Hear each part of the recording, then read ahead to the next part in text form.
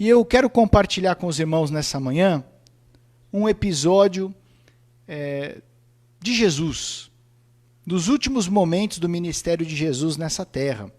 E eu espero que esse episódio, que essas lições, sirvam para ter um poder transformador na nossa vida, para nós refletirmos o que pode ser mudado na minha, na sua vida espiritual. Isso está lá no livro de Mateus, no finalzinho já do livro de Mateus. Como eu disse, final do ministério de Jesus. Ali estavam os discípulos de Jesus e Jesus, né, e os seus discípulos em Jerusalém. Jesus, ele viajava muito. Ele não ficava parado num lugar. O ministério dele não era só numa cidade, ele viajava. E, em alguns momentos, ele esteve em Jerusalém, no templo de Jerusalém. E já era um momento de grande conflito entre Jesus e os líderes espirituais daquela época. Vocês sabem muito bem que, do meio para o final do ministério de Jesus, houve uma tensão, um conflito entre os fariseus, que eram os principais líderes da religião judaica, e Jesus. Parece que eles não se conversavam muito bem. O que Jesus estava pregando feria a tradição dos judeus, trazia desconforto para os líderes religiosos da época.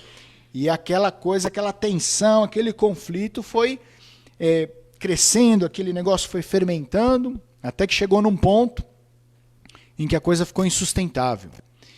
E Jesus estava ali no templo, capítulo 24, verso 1, e diz aqui, 24, 1 de Mateus: saindo do templo, Jesus ia se retirando.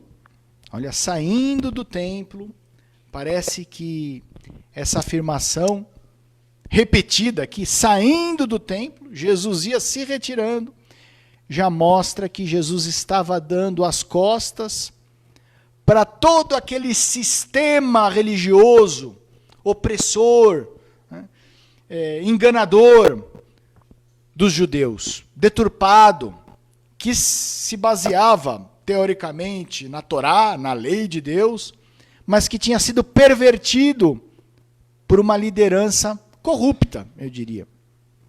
E Jesus, no final do seu ministério, ele dá as costas para esse sistema, ele sai, ele se retira, né? E quando se aproximaram dele os seus discípulos, para lhe mostrarem a estrutura do templo. Então Jesus está saindo, e aí os discípulos chegam para Jesus. Isso tem um contexto, né? Se vocês examinarem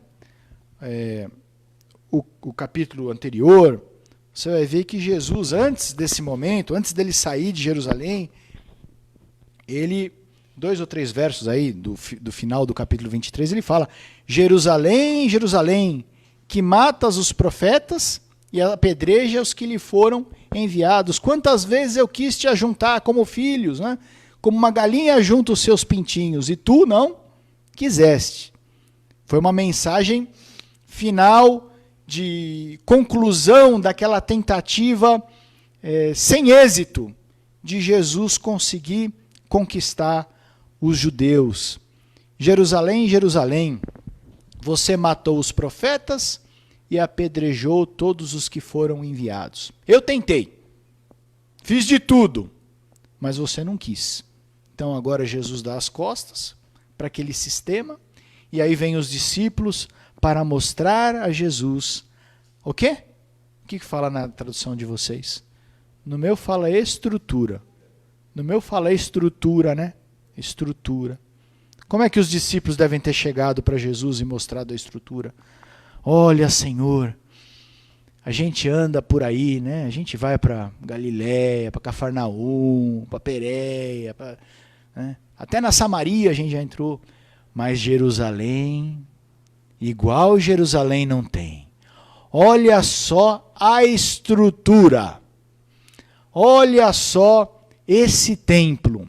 E nem era o templo mais de Salomão, porque o templo de Salomão ele era superior em glória. Era o templo de Zorobabel, que foi feito depois, né, da invasão dos babilônicos e tal. Mas mesmo assim, os discípulos estavam ali mostrando para Jesus a estrutura. A estrutura é uma coisa que é capciosa. A estrutura é uma coisa que é enganosa. Primeiro porque a estrutura, ela traz para quem está debaixo daquela estrutura um certo orgulho. Eu faço parte de um sistema religioso que tem uma baita de uma estrutura. Olha a estrutura que tem.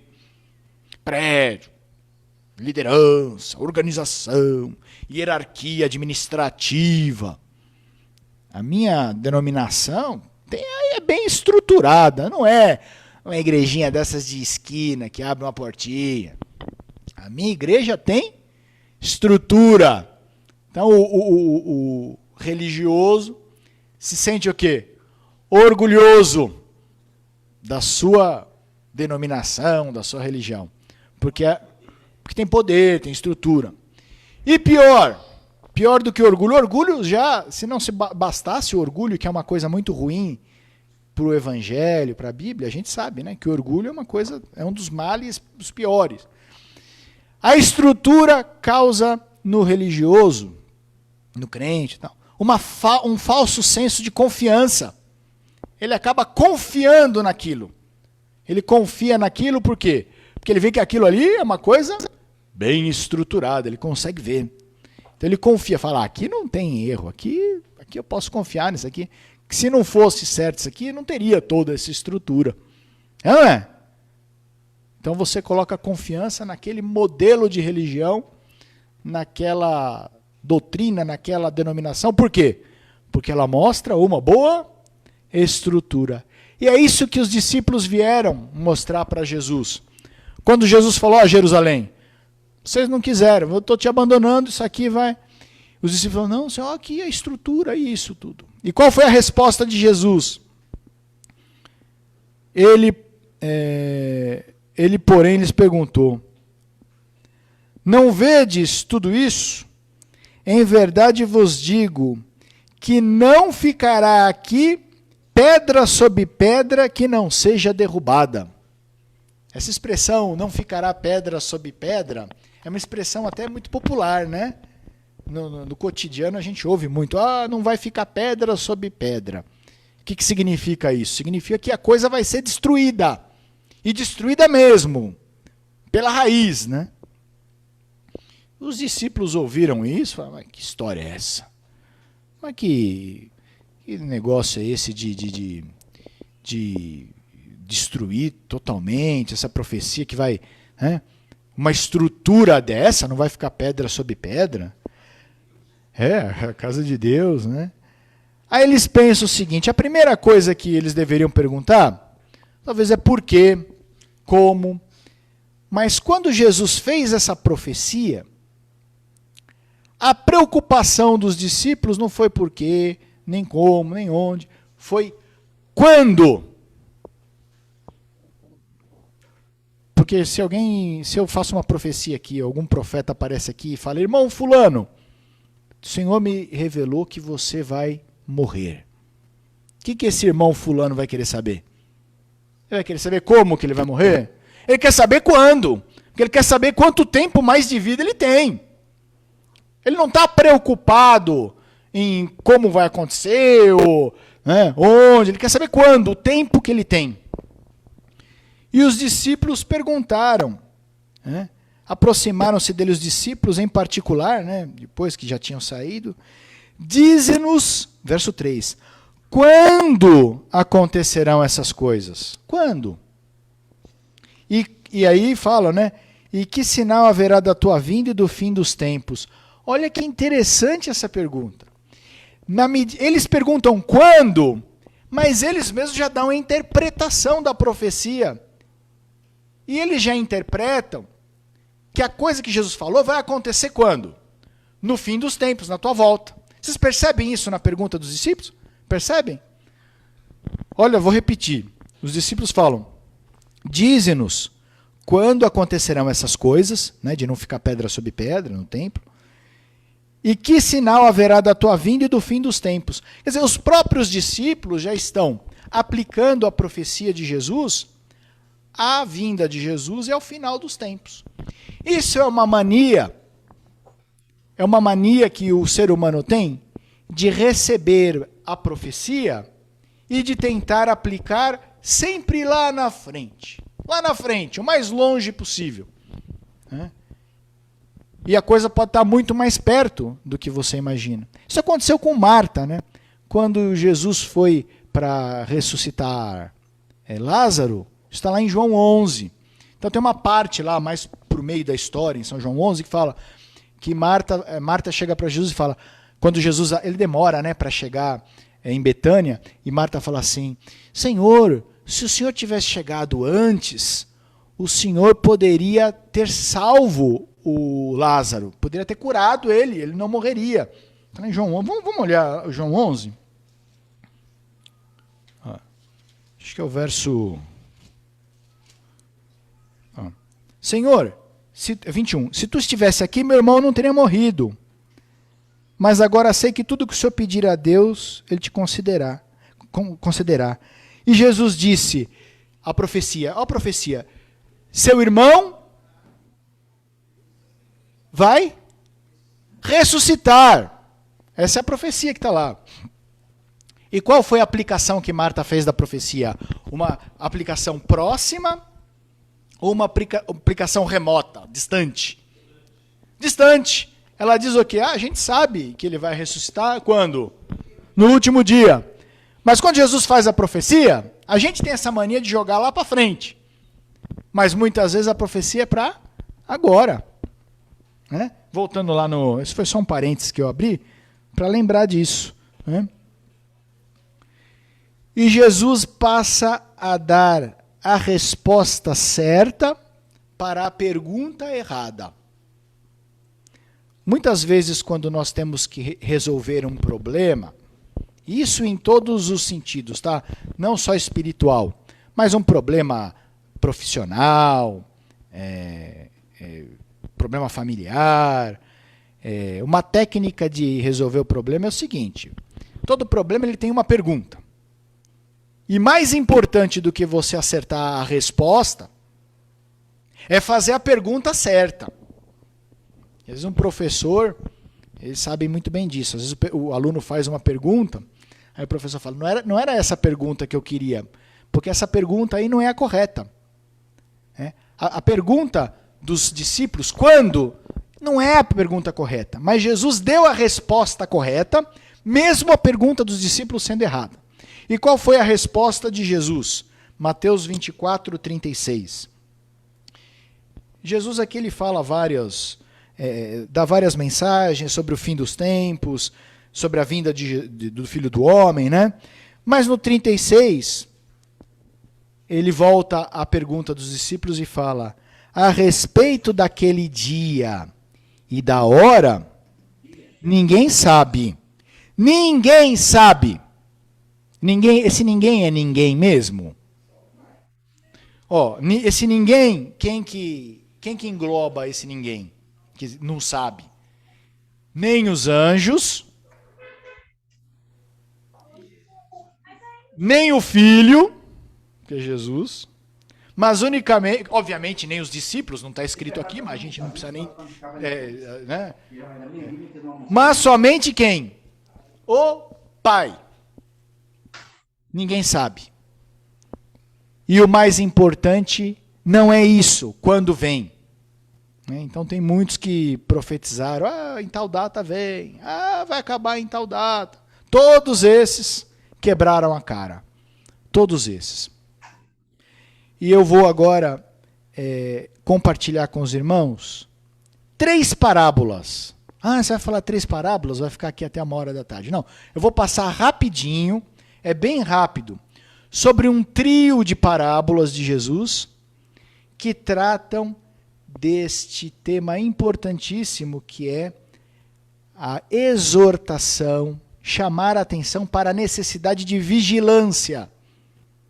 Porque Jesus está dizendo, olha, ninguém sabe o dia e a hora, mas é importante que você vigie enquanto esse tempo não chega. As 3 parábolas, elas estão aí na sequência. A parábola dos 2 servos, que ainda aparece no finalzinho do capítulo 24, dos versículos 45 em diante. A parábola das 10 virgens, que já está no capítulo 25, né? E a parábola dos talentos, a partir do verso 14 do capítulo 25. Então, como que Jesus ilustrou a necessidade dos discípulos vigiarem enquanto a profecia não se cumpre? Ele comparou isso a 2 servos. Então tinha o senhor de uma terra ali, que foi viajar. E havia 2 servos ali. Um servo fiel e prudente, verso 45, que o Senhor confiou a sua casa, os seus bens, né, a administração dos seus negócios. E quando o Senhor voltou, no momento em que aquele servo não esperava, aquele servo prudente, fiel, foi encontrado como? Trabalhando.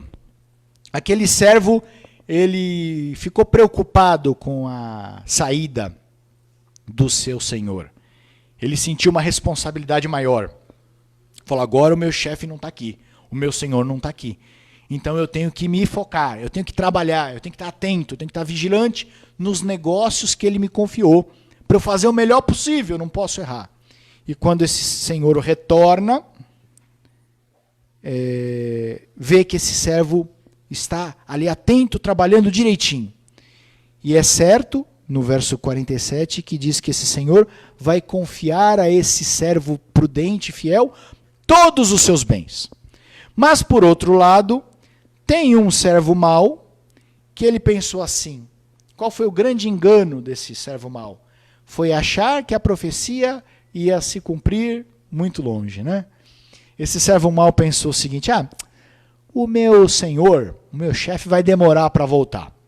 Então não estou nem aí. E aí diz que ele começa a brigar com os seus companheiros, que ele começa a beber e fazer festa e comer um churrasco, né, e tomar vinho e tal, né, e se embriagar. E quando o Senhor volta, encontra esse servo o quê? Na gandaia. E o que fala aqui? Que o Senhor vai castigá-lo e lhe dará a sorte dos hipócritas e haverá choro e ranger de dentes. Qual foi o grande erro do servo mau? Achar que o patrão ia demorar. Vamos para a segunda parábola. Eu vou rápido nas parábolas, são 3, não dá para detalhar muito cada uma. A parábola das 10 virgens. As 10 virgens eram moças solteiras que ficavam à espera do noivo no dia das bodas, no dia da festa do casamento, né?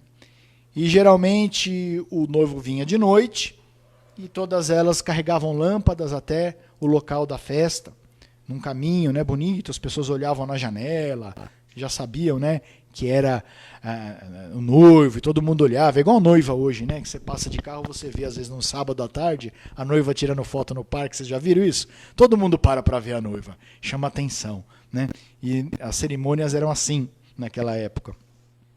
Só que vocês sabem o que aconteceu. Das 10 damas, das 10 madrinhas, 5, todas estavam com a lâmpada ali. Aparentemente todas estavam na mesma situação. Só que aconteceu o contrário. Na parábola do servo mau, o servo mau achava que o Senhor iria demorar. E ele veio antes. Na parábola das 10 virgens, as virgens achavam, pelo menos 5 delas, achavam que o noivo ia vir antes. E aconteceu o contrário. O noivo demorou, né? E 5 delas não estavam preparadas, porque não trouxeram o combustível suficiente, o óleo suficiente, para manter suas lâmpadas acesas, lâmpadas alimentadas com óleo, né? Por tanto tempo. Aquele noivo demorou mais do que o comum e elas estavam ali sem provisão de óleo. A lição que a gente tira é o quê? A gente não sabe. Pode demorar, pode vir antes. A gente tem que estar preparado. Né? E agora vem a última parábola. A parábola dos talentos. O que aconteceu na parábola dos talentos? Um homem saiu do país e ele tinha muitos bens. E ele escolheu ali 3 administradores e confiou a esses 3 homens uma parte dos seus bens. Então, para o primeiro homem, para o primeiro administrador, esse homem que saiu do país entregou 5 talentos. O que é um talento? Talento não é uma moeda, né? Talento é uma medida de peso. É diferente de denário. Denário era um dinheiro, né? Dinheiro de um trabalhador no dia. Talento é peso, é mais ou menos 30 quilos, né? Tinha o talento romano, tinha o talento grego, que era 35, mas algo entre 30 e 35 quilos. E aqui não fala se era de ouro ou de prata, mas independentemente se é de ouro ou de prata, um talento de ouro ou de prata já era muita coisa. E esse homem confiou ao primeiro administrador 5 talentos, ao segundo administrador ele confiou 2 talentos, né? E ao último confiou quanto? Quanto? 1. Né? E o que aconteceu no final? Depois de algum tempo, aqui fala, né? Muito tempo depois, veio o Senhor. E o que aconteceu com esses 3? Essa é uma parábola bem conhecida, né? O primeiro, ao qual foram confiados 5 talentos, entregou o que de volta para o... Mais 5. O segundo...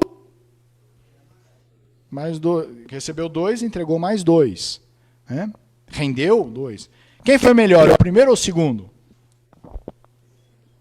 Os 2 foram iguais, porque os 2 dobraram, eles duplicaram a mesma coisa. Né?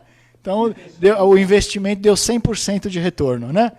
O que foi confiado 5 talentos, depois de muito tempo já tinha mais 5, e devolveu os 10. E o que foi confiado 2 tinha mais 2. Tinha 4, né? Os 2 que foi entregue mais 2, 100% de rendimento aí. E aquele que foi entregue 1, o que ele fez? Ele enterrou. E aí levou uma bronca, né? Falou, você deveria pelo menos ter entregue aí no banco, põe na poupança, que é o pior investimento que tem, mas pelo menos alguma coisa rende. Você enterrou, né? E aí, qual foi a determinação aí, né? A determinação foi que até o que ele tem lhe foi tirado, esse mau administrador. Né? Nós somos esses administradores. E a terceira parábola, que ela está vinculada às 2 primeiras, ela mostra uma outra lição. Que essa nossa espera paciente, vigilante, ela deve ser acompanhada de trabalho ativo. Não é só esperar o Senhor voltar. Venha Ele cedo ou venha Ele mais tarde. A espera do cristão é uma espera que envolve trabalho, atividade. Essa vigilância não é uma vigilância passiva, quietinha, né? Como muitos que marcaram data para o Senhor Jesus voltar, o que eles fizeram? E a história relata isso. Eles venderam tudo que tinham, porque falta o quê? Falta um mês para Jesus voltar. E vamos para as montanhas orar. Vamos lá orar, jejuar, porque Jesus volta em 29 dias, de acordo com a profecia. Essa não é a forma que Deus quer que seus servos vigiem, se isolando na montanha e só orando de noite. O que Deus espera de cada um de nós é que a gente tenha atividade, que a gente aguarde e vigie de forma ativa. E essa atividade em favor do próximo, porque é isso que Jesus sempre fez, e uma atividade intensa de aperfeiçoamento espiritual. Eu gosto muito do verso de Filipenses. Em Filipenses 2, né? Aquela parte que logo que fala, bem depois que fala que Jesus se reduziu, né, a condição tal, logo depois, acho que é no verso no 12, né, Filipenses 2:12 diz: de sorte, meus amados, assim como sempre obedecestes, não só na minha presença, mas muito mais agora na minha ausência, assim também efetuai a vossa salvação com temor e tremor. Olha que interessante, dá a impressão que quem faz a salvação é a gente, né? Não dá impressão? Porque o Paulo fala que a gente tem que efetuar. Como é que está na Bíblia de vocês essa tradução? Operai a vossa salvação. Esse verbo está no imperativo, é um mandamento que Paulo está. Operai a sua salvação. Desenvolvei a sua salvação. Eu achava que a salvação era algo que vem de Deus. Agora Paulo está dizendo que eu que tenho que fazer minha salvação? Então é uma salvação por obras. É isso? Não, olha o que o verso seguinte vem dizendo, 13. Pois Deus é o que opera em vós, tanto querer como efetuar, segundo a sua boa vontade. Mas é Deus que faz. Mas existe uma participação humana. É o próprio Filipenses mesmo que fala no 1:6, né? Volta uma página. Que fala, no capítulo 1:6 fala: tendo por certo isso mesmo, que aquele que em vós começou a boa obra, a aperfeiçoará até o dia de Cristo Jesus. Deus começou uma boa obra. Ele que opera em nós. Mas Paulo fala: operai, efetuai. Por quê? Porque esse trabalho é um trabalho de cooperação. Os trabalhos que Deus faz de salvação da sua vida e do mundo são trabalhos que Deus faz em cooperação com o ser humano. Deus, ele sempre coopera com você. Então, se você vai salvar alguém, Deus podia mandar anjos aqui para pregar o evangelho e pregava. Em 1 minuto estava o mundo todo. Mas Deus não opera assim. Ele opera em cooperação com o homem. Em parceria. Não só para salvar o outro, mas para a sua salvação também. Porque se não dependesse de você, Deus ia salvar o mundo todo. E não é assim. Você tem que estar disposto a operar a sua salvação. Com diligência. Né? Abrindo o seu coração para se tornar o templo do Espírito Santo. E aí você vai estar transformando a sua vida. Né? A minha mensagem nessa manhã é essa. A gente não sabe quanto tempo nos falta. Quanto tempo Jesus pode demorar. De repente, para alguns, esse tempo chegará amanhã. Na segunda-feira, no sábado, não sei. Não sabemos. Né? O fato é que nós devemos vigiar, orar e trabalhar, operando a nossa salvação e a salvação dos nossos irmãos. Que cada um, nesse ano que vai entrar, faça uma determinação. Essa é a minha última mensagem nesse ano, né?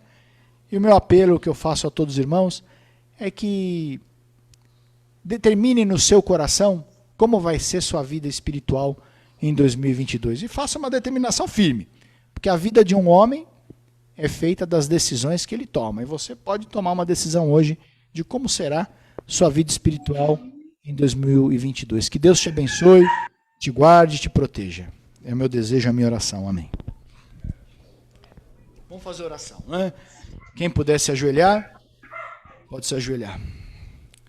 Meu querido Deus e Pai, nós te louvamos e te agradecemos pelas mensagens que o Senhor nos enviou através do seu Filho Jesus, as admoestações, que o Senhor possa agora nos conduzir em paz, cada um para o seu lar, possa abençoar também o alimento que será servido e proteger e abençoar também os nossos irmãos que nos ouvem pela internet e que vão nos ouvir ainda pelo Facebook, que todos possam ter os seus lares abençoados e possam colocar no seu coração o firme propósito de ter uma transformação espiritual a partir desse dia. É o que eu lhe peço e agradeço em nome de Jesus. Amém, Senhor. Amém.